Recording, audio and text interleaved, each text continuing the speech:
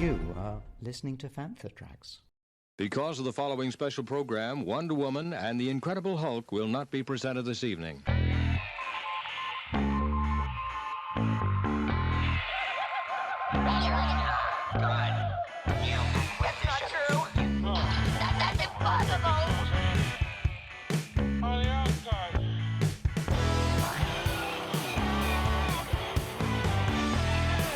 It's time to get all your Star Wars news in a single file. This is Making Tracks. Here are your hosts, Mark Newbold and Mark Mulcaster. That's not true. That's impossible. You're listening to Making Tracks. This is episode 123. I'm your co-host, Mark Newbold, and joining me today is a man who likes digging up news like massives like digging up black melons. It's Mark Mulcaster. Mark, how you doing? I love black melons. The bigger, the better. I knew you were going to say that. It's the best moisture in the galaxy, let's be honest. It's what keeps you alive on the desert sands of Tatooine.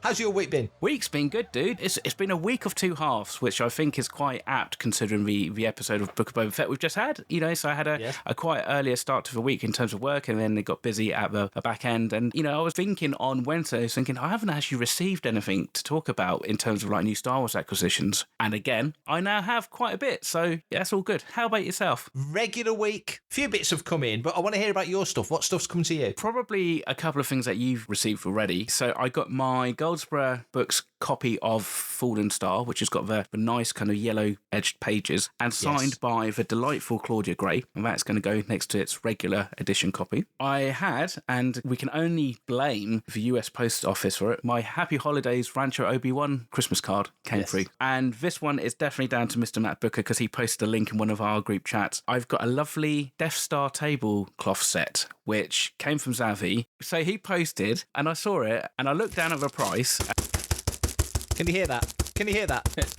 I got one as well. It's only $4.99, but when I was like, actually, it's reduced from like $44.99 for that price. You think, why the hell not? Admittedly, I did try and sell it to Karen for 45 quid earlier on, but she wasn't having any of it. Yeah, I was exactly the same. As I say, I got two because I thought it was too cool. So one of them, I've got a desk upstairs that's going to go on. So one's going upstairs. Also got the Goldsboro book. Also got my Rancho card. Cool, yeah. So quite similar there. A friend of mine, late Christmas present, turned up. It was a Star Wars calendar. Nice. It was one that I hadn't got. And honestly, as soon as it turned up, I went, I know what that is. It's the Mandalorian calendar. But it wasn't. It was the Villains calendar, which I hadn't got. So I was really chuffed with that. I hadn't got any ILM or really any crew stuff from Rise of Skywalker. No. Online, in one of the sort of the collector groups, the cast and crew collector groups, I managed to get the ILM cap for the Rise of Skywalker, which is really cool. So it's got all the sort of ILM Episode 9 stuff on the back. Yeah. And on the front, it's just Kylo Ren's TIE silencer. Yeah. So it really looks nice. It's really nice. So it's been a good week. Loads of news. We need to get into it because, as always, there's loads to talk through.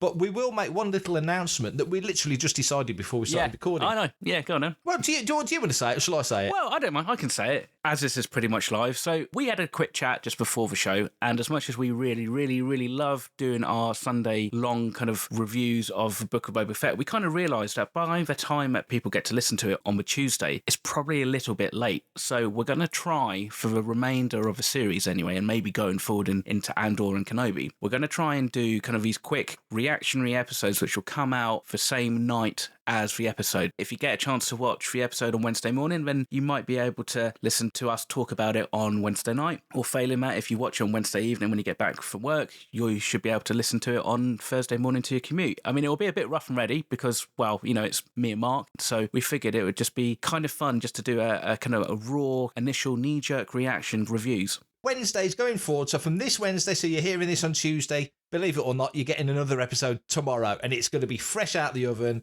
not lovingly edited like these episodes are. And we're, of course, going to talk a little bit about the episode on a Sunday because it's what's happening in Star Wars right now. But certainly until the end of the season of Book of Boba Fett, you'll get a regular Making Tracks episode on a Tuesday. You'll get a nice, rough and ready, live episode talking about today's episode of the Book of Boba Fett. And that's what we're going to do. But today we are talking about the Streets of Mos Espa, or as I called it on Twitter, the Streets of Mos Vespa. We'll get to that in a little minute. Hello, my name is Aidan Cook, and you're listening to Fantha Tracks. The author, Dave Wolverton, sadly passed away. In Star Wars circles, Dave would be best known for, I think it's fair to say, for The Courtship of Princess Leia, his 1994 book that was early in that sort of post-Heir to the Empire era. He also wrote a number of other Star Wars books. He wrote the short tale of Dengar called Payback in Tales from the Bounty Hunters. He did a couple of entries in the Jedi Apprentice series, a couple of entries in the Star Wars Adventures series in 2003, which was prequel based. As a legacy in Star Wars, that's quite a hefty thing to leave and very prescient at the moment, given a Rancor's just turned up in the Book of Boba Fett. You're completely right. And for me personally,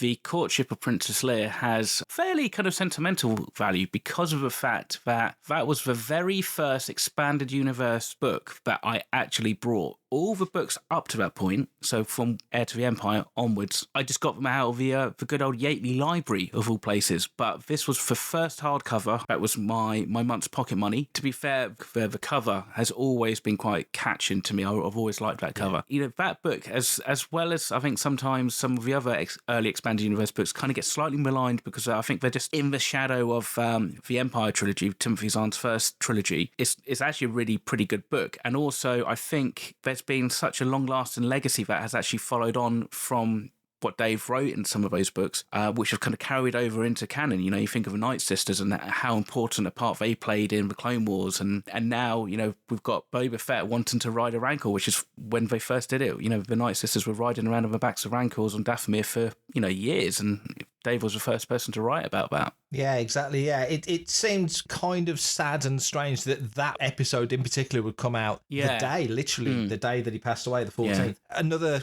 great Star Wars author has gone, but he leaves great stories behind, and all these things get taken forward. So his contributions to Star Wars certainly won't be forgotten. And again, as we say, he had that story in the Tales from Bounty Hunters as well about Dengar. We're sure Dengar's got his day in the sun coming up, so fingers crossed there'll be more of Dave's contributions that will be used there. But sad news, Dave Wolverton, author of Courtship of Princess Leia, has passed away, age 64. Hi, this is George Mann, and you're listening to Fantha Tracks. So Kathleen Kennedy, she must have had some work done in her office because her shelves must be literally bulging and breaking at the seams with all the awards that she's picking up, and she's about to pick up another one. The 33rd Producers Guild Awards, which takes place on the 19th of March, will see Kathleen and George Lucas both receive the Milestone Award from the Producers Guild of America for their contributions to cinema. I mean, we could talk for a whole episode about the contributions that Lucas has made, of course, and that Kathleen Kennedy has made as a producer. And I think it's also interesting to point out that you think of Lucas as a writer-director, but his producing work as well, you think he was the executive producer on his original 6 Star Wars movies, if you want to frame it like that. Obviously, the Indiana Jones, the first 4 Indiana Jones movies. His producing credits are incredible as well. But obviously, it's well-deserved for both, isn't it? Oh, absolutely, yeah. And I think my worry for Kathleen Kennedy, for rightly or wrongly opinions about the subsequent Disney-era sequel Star Wars films and everything that's come out since then, kind of overshadowed those amazing films that she produced before that. And I think a lot of people kind of almost forget all those films that she worked on before she joined Lucasfilm. With very few exceptions, you name a classic film from the 80s and 90s and top tier box office movies, or bit top end films with ILM visual effects and all the whistles and bells, not that many don't have her name attached to it. Jurassic, Back to the Future, Indiana Jones, the list of accomplishments and films that she's done just is, you could write them on a toilet roll and run out of paper. So just incredible contribution to cinema there. And I think it says a lot of people when they criticise her, almost as if she's riding on the coattails of Steven Spielberg, as if Steven Spielberg would keep somebody around that wasn't doing an excellent job. Do they think that little of Spielberg? Yeah. By making that comment, I don't think people think their logic through. You know, to be fair, you've got to remember also that Kathleen Kennedy is a honorary member of Fantha Tracks. So in some part, I kind of feel like Fantha Tracks may have played a part in her receiving this award. Oh, it makes me feel a lot better you saying that. I'm so glad you pointed that out. I think somewhere there's all these like Oscars and awards and stuff, and in the middle is a framed Fantha Track shirt with a little spotlight shining on it. Hey man, it's me, Kevin Smith, Star Wars fan, Fantha Tracks fan.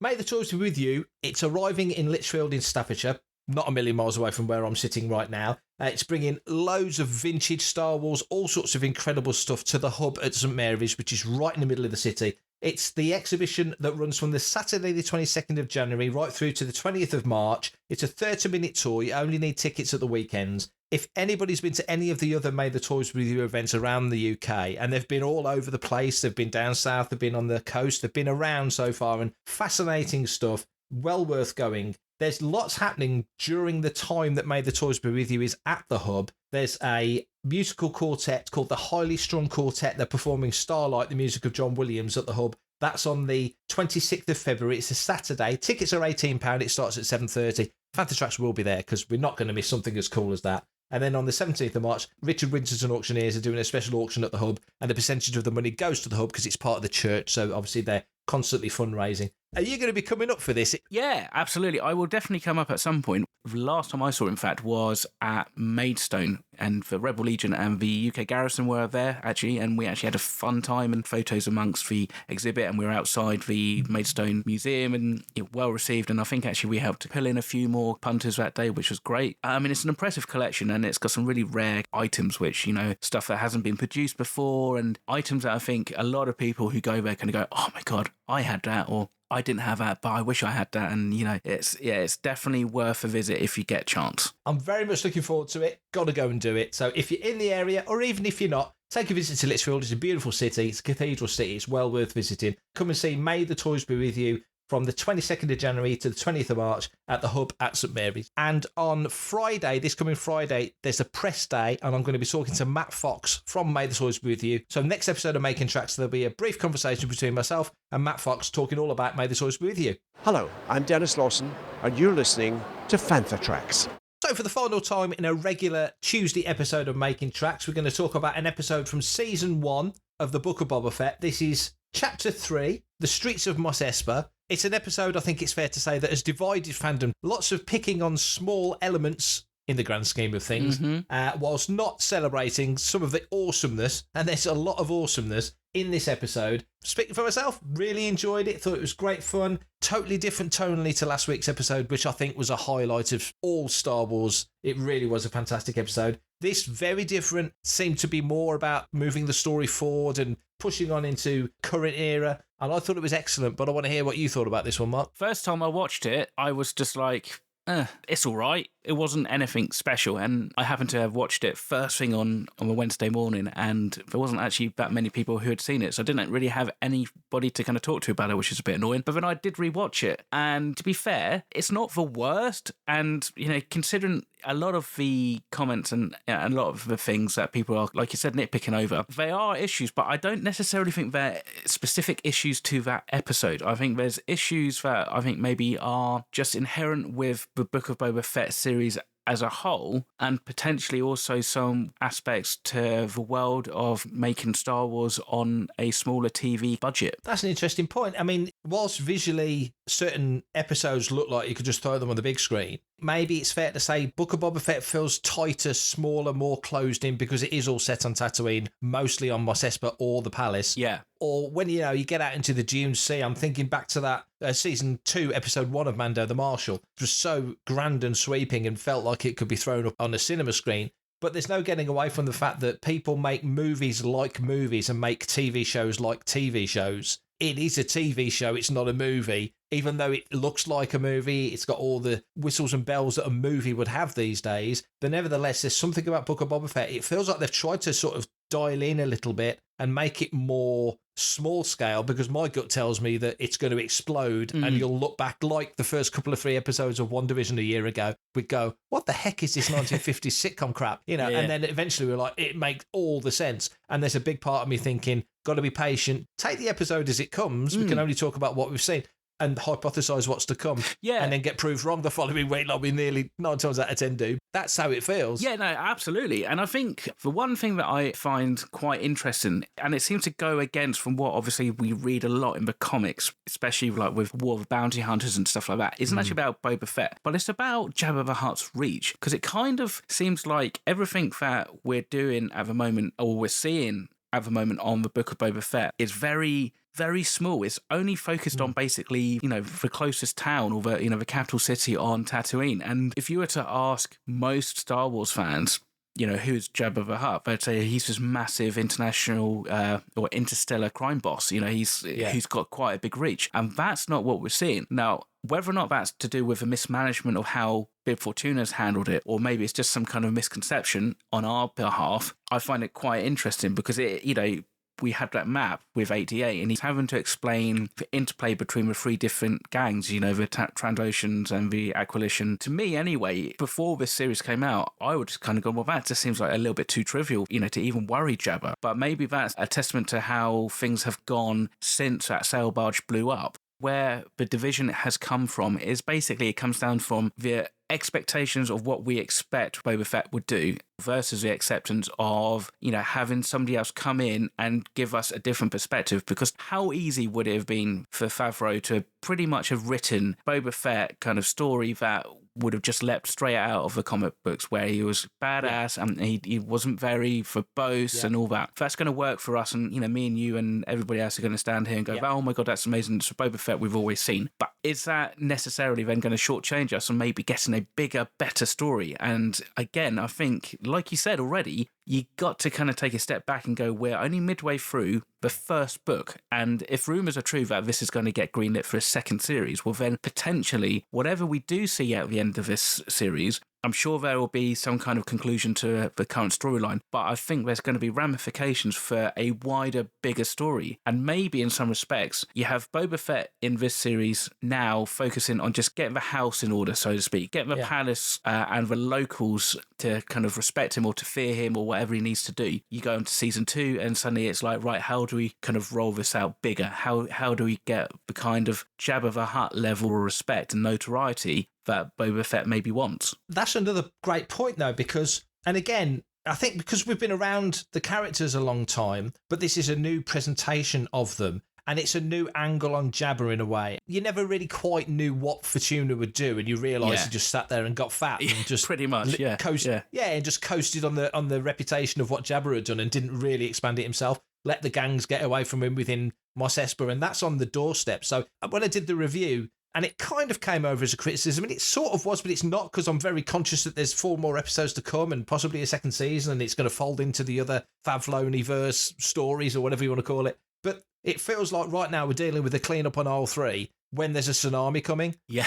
And there's totally. big stuff on the way. There's like a gang war. It feels like there's a gang war coming, or there's some major problem that's coming Fett's way. And at the moment, like the water seller, who's quite curt and quite clear that, nobody respects you. You've just kind of rocked up and nobody really knows what you're about. Lortha Peel, the watermonger from the workers' districts, and he's sort of laying it out for Fett, and they're all looking like, can he talk to Fett like this? And Fett's like, no, I kind of need to hear this. Yeah. And he does need to hear it. So get your house in order, get your immediate house in order. And it feels like these episodes are getting the house in order locally.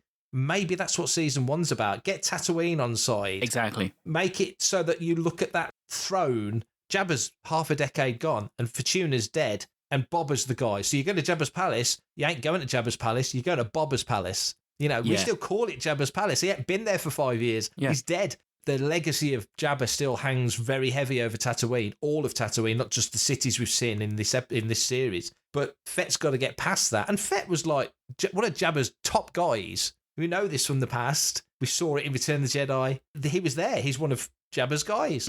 The one thing that's weird, and I think it follows through a lot of Star Wars stuff anyway, it was very prevalent in The Last Jedi, to a lesser degree in The Force Awakens, but almost that, we're only 30 years past Endor in Force Awakens, for example, and it's like the whole galaxy has forgotten what happened. Yeah. You get to this original trilogy and it's almost like everyone forgot that before Order 66 and before the Emperor took over and the Empire began, that there was a galaxy full of Jedi Knights. There was thousands of them living in a temple on Coruscant. It's like the galaxy has got a short-term memory problem. Yeah. And everyone seems to have forgotten about Boba Fett. And it's exactly what you said. We've been following Fett since the 90s, or some of us the 80s, and as a character, as this kick-ass, uncompromising, not particularly chatty guy who's not going to sit on a speeder bike grinning at Tusken Raiders, which I thought was a brilliant scene last week, by the way. But you know what I'm saying? There's a perception of Fett. Judge Dredd never takes his helmet off. And now here he is doing all these different things. It's blowing some people's minds. Well, that's probably down to the fact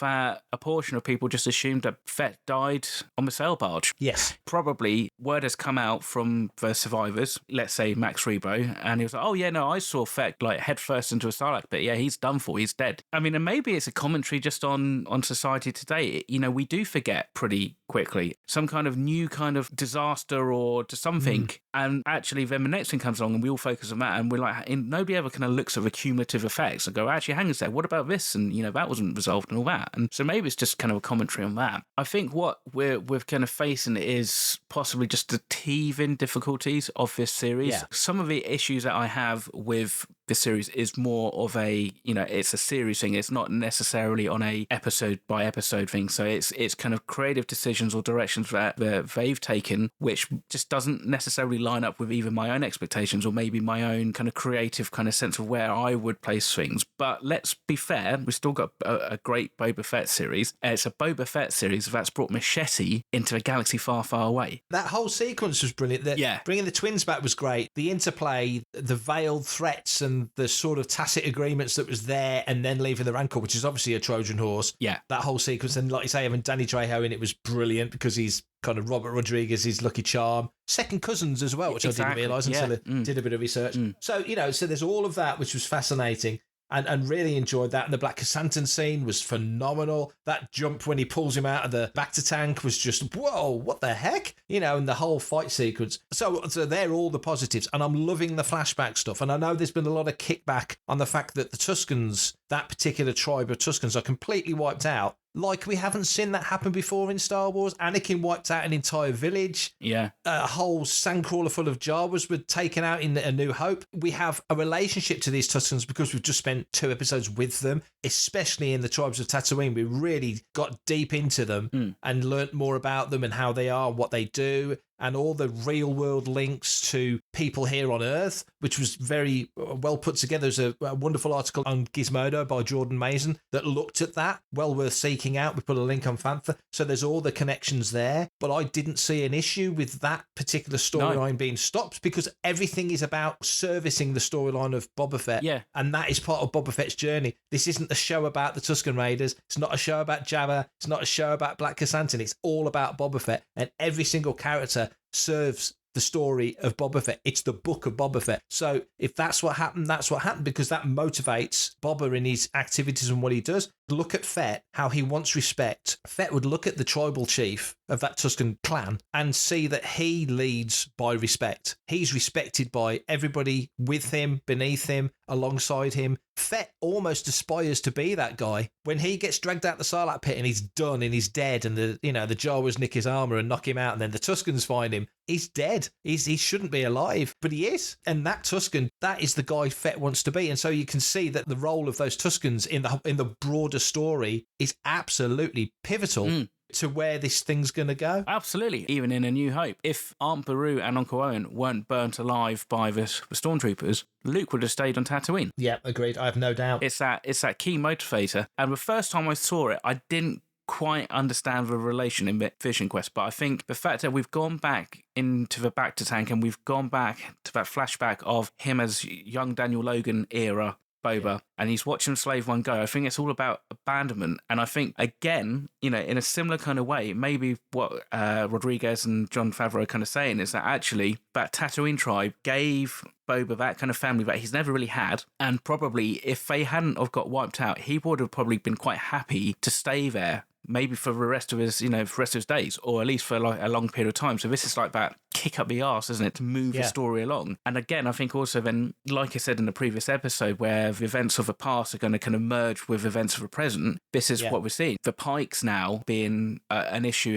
in the past and in the present. Admittedly, and it might be because I've read a lot of War of the Bounty Hunters recently, I was really expecting the big threat wasn't going to be the Pikes, but it was going to be Crimson Dawn. I'm not at all disappointed about whatsoever, and that might still be something that comes to pass in season 2 or whatever. But I thought it was a really interesting choice to kind of make them that secondary threat, and actually the Hutts maybe would be too much of an obvious choice to make them the current threat for Jabba's title and everything. But the Pikes is that something a little bit different, and it makes it a little bit more interesting. Pikes we've seen in Solo, and we've seen them in the Clone Wars. They've been around a bit, that, like you say, War of the Bounty Hunters and presumably Crimson Reign going forward. To bring Crimson Dawn into it, especially since War of the Bounty Hunters did such a good job of bringing Crimson Dawn and Kira back and really making them a very big threat, like out the blue, back from the dead. like Boba Fett. They've been around all that time, but like Palpatine, so many characters kind of come back. I think with the Hutts, Tatooine, it is like an ancillary Hutt world almost, isn't it? Because Jabba was there and he was the prime Hutt. Hutt space is enormous compared to most of the regions of the galaxy. Owned regions, if you like corporate sectors, a big area. The Hutt space is ginormous. So they're obviously prominent in the underworld, and War of the Bounty Hunters did a great job of showing that at the auction, the solo auction, the Pikes are there and Jabba's there and the Empire's there and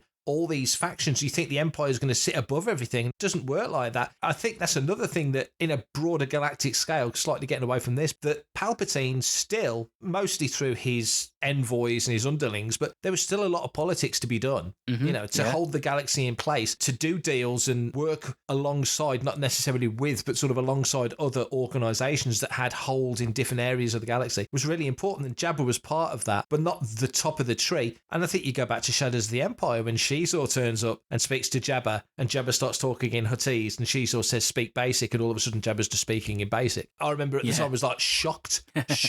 What? There's an underworld guy that's telling Jabba what to do? What? And that feeds to this. Jabba's obviously a huge operator, but as kids you're thinking Jabba's the king of the underworld. Jabba's Don Corleone. He's the godfather of all this. And he wasn't. He was part of a massive network, prominent part, but not the top guy. It goes back to what you just said about Fett. Most people, like you say, would think he was dead. But to me, I'm thinking you'd still know the name Boba Fett. It's almost like he's walking around going, I am Boba Fett. And they're going, who? And it's 5 years on. If we're living in regular society and there's a gangster lives up the road, why would I know his name? I have nothing to do with that world. In Star Wars, there's people just, I'm a moisture farmer, I run a bar, I'm a taxi driver, whatever. Why would they know about all that stuff just because they live in the Star Wars galaxy? It doesn't necessarily track that they would, so it does make sense. For everything in one location, daily news, reviews, interviews, podcasts, video and social media feeds, bookmark FanthaTracks.com for Star Wars news 24/7, 365. I think it's fair to say that the most divisive part of this episode is the mods, just for mods in their aesthetic style, but also that speeder chase. What's your thoughts? Is it a little bit too on the nose? Visually, I've got no problem with it, because if they were riding over 1313 on Coruscant, you wouldn't bat an eyelid. If you saw them in Attack of the Clones, you go, cool. If they were parked outside Dex's diner when Dexter are having that chat, you wouldn't think a thing about them. I've got to say, all having the English accents, that sort of North London English accent, all right, mate, that sort of thing. Not mad keen on that, because it's too... It's too now. It's too... That didn't work. And all the wing mirrors on one of the speeders, that's straight out of Quadrophenia. That was way too on the nose. So why would they have wing mirrors? The issue was that it was far too a literal depiction, whereas I think maybe if you were to go down a slightly more pronounced and lengthy development period, so we want a Vesper mod style, but let's do some different iterations. Like when you go into the art of Star Wars books and you see 4, 5 or maybe 10 different variations, and you kind of start off with a square boxy droid, and then through 15 iterations you end up with BB-8. Yes. I think that's kind of what's missing. And if you go back and if you look at the Mandalorian Art of Season 1 book, it was very much Favreau and Filoni said, this is what we want. The concept artist drew it, and there was maybe a couple of changes, but because of the way that they described it and they were so precise, that was the end of the development period. That's how at least that book reads anyway. And I think that's what's possibly happened here. Maybe it feels more on the nose because we are in Britain and it felt a little bit too stereotypical. I also do agree with what Paul Bateman was saying the other day on Twitter. I think there's far too many zips in these costumes. I know that Pablo came out and gave him shtick and showed him a gif of Luke zipping up his flight suit, but that zip is hidden. You don't see that zip. That zip doesn't exist. It's just a way of getting in. And I think, a bit like with the biker gangs from the previous episode, there was a Kinton Striders. Again, they're just like, okay, we want a biker gang, put them in denim and leather, put some patches on them, and it's just like, well, just because you put a Nikto head on them doesn't make them Star Wars. And I think that is my main issue with this series so far. That on top, I could get away with a brighter colour Vespers, but they're just too bloody clean. And I think that's an issue with this whole series so far. Everything just feels too clean. It's Tatooine and it's dusty as anything. Even at the end of that chase, when the Major Domo's buried in their melee runs, he's not that dusty. And you think, well, that would have kicked up a load of sand a load of dust. There's just not enough weathering. It doesn't feel used enough like Star Wars is meant to be. I saw Paul's comment about the zips, and I do agree that was a thing that Macquarie and John Mollo especially, and Lucas initially, and I know the real world gets in the way, and there are zips in Star Wars and buttons and stuff. We saw it in Rogue One and so on and so forth. But it was always the thing that was the goal, was to try not to show zips and clasps. Like in season 2 of, I mean, this was the first one that really stood out. Season 2 of The Mandalorian, the frog lady meets her partner. You see them on calamari in the knitted sweater. And somebody within minutes found that exact knitted sweater on Amazon. It's like, no, there's got to be more put into it than that. If you can literally buy these clothes off the shelf, blimey, how easy would it be to join the Rebel Legion if you could buy everything from the Gap? Oh, God, yeah. I mean, this is it. I mean, you kind of expect that to a degree when you're looking at James Bond's costumes. You know, you go to NPIL, and yes, you spend 350 quid on like a knitted jumper or stuff, but it's that sartorial kind of nature, and there's kind of a lifestyle to that, and obviously it's real world. It's not Galaxy far, far away or a Gap store outlet, far, far away. So I completely get your point. This is Matt Fox. May the toys be with you. You are listening to Fantha Tracks. The one thing these new shows are missing are the visual dictionaries. There was supposed to be a visual dictionary for Mandalorian. It got postponed or cancelled. I think Pablo worked on it, as you just mentioned, Pablo. That's the place where, for example, with these bikes, which I thought, again, if these are on Coruscant, no problem. And if they can be on Coruscant, they can be anywhere in the Star Wars galaxy. That's the point of mods, isn't it? Because that's the whole thing. Because if you go back to the mod movement, you know, in the 60s, they were watching French and Italian films, reading Italian magazine. Where they got their clothing kind of identity was from different cultures and stuff like that. And so kind of like, as much as it's meant to be out of place on Tatooine, but you're right, if you stuck them in the middle of Coruscant or like in the Outlander Club on Attack of the Clones, they would just walk past and you probably wouldn't even bat an eyelid. But I think that juxtaposition kind of works. It's just kind of like maybe the execution of that juxtaposition. The costumes, for me, barring the young lady, Sophie Thatcher. Apart from her costume, the rest of them, this is Star Wars. But yeah, she was the one who was like, that's a little bit too. And then you've got the Vespers or the Speeders or whatever you want to call them. But you're right, you get a visual dictionary, you get that kind of explained. Like it or lump it, you kind of go, okay, fair enough, that kind of makes sense. And then you move on, because we don't kind of get that stuff now. We're left to pick at it and itch at it and stuff. I mean, one other note I will say about those Vespers, they look even more tacky when you watch it in HDR, because the colours are so more vibrant. When you watch it in standard dynamic range, actually, like I did this morning, I was like, they're not so bad. But in the HDR, so wow, really stick out, and not in a nice way either. Should always be able to criticise things that we don't like, and we should always be able to pick fun at it, so that we're not that pious that we can't have a bit of fun with it. And there was a video on YouTube that basically did that chase with the Power Rangers music. It was very well done. Fair comment. I mean, those primary colours really do stand out, and I like the bikes. And what I was saying about the visual dictionary was that was the place where Pablo or whoever would go, well, the reason the sand didn't stick to those bikes was they had an electrostatic a Taoisi filter on the back that would bounce the sand off it, and they'd explain why. I'm picking silly names, you know what I mean, though. There'd be something that meant that it didn't, and they'd come up with some reason to retcon and explain, and that's a big part of the fun of these kind of books. But we haven't got that because this is a weekly show and it's going by there's not enough time. So, yeah, exactly. But what did you think of their situation? Because on one hand, they're like, oh, we can't afford water. The water's too expensive. And there was that little exchange with Fett and the watermonger. Again, I think it's kind of like a mod culture. A lot of them were kind of working class. They would have fairly dull jobs. And, well, even now, without kind of being too on the nose, how often do you see people who may be on Universal Credit with like a brand spanking new iPhone 13? That's it. They can't afford water, but they can afford brand new bikes. That's just kids, isn't it? And they're obviously sort of early 20s is the kind of vibe they're going for. It just feels like they're building Fett's team, loosely using that term team, and I expect Black Chrysanthemum to come into that team at some point. I just do. Yes, yeah, it makes perfect sense. Doesn't it? He's a mercenary as well, so if he's paid well, he'll do it. Like the scene with all the food at the table and Fett's like, not hungry. Enjoy your spoils, that sort of thing. There's obviously money there. That cost doesn't feel like it's particularly a massive issue at the moment. Well, no, because he tells Danny Trejo's character to go and get a whole Ronto corpse out of the cellar to feed a rancor. Now, that can't be cheap because the Rontos are pretty massive. And I want to see that as well. I really do want to see a Ronto in this series. I'm kind of surprised the amount that we saw in the special edition walking down the street that we haven't seen one walking around Mos Espa at the moment. It's just something we haven't seen. I hope we do. In its isolation, there's valid grumbles. Yes. But on the broader scale, I think there isn't. Because aesthetically, I mean, we're purely talking aesthetics when we talk about this biker gang or swoop gang or whatever you want to call them. I don't think they would just drop them, because it really is like dropping the Green Power Ranger into an episode of Star Wars, isn't it? There's a reason that they're there that will become apparent later on. And I think generally Marvel have done it brilliantly with certain things, and everyone's so quick to judge. Oh, God, everyone's so quick to bite. Twitter was just ablaze on Wednesday night of people moaning about it.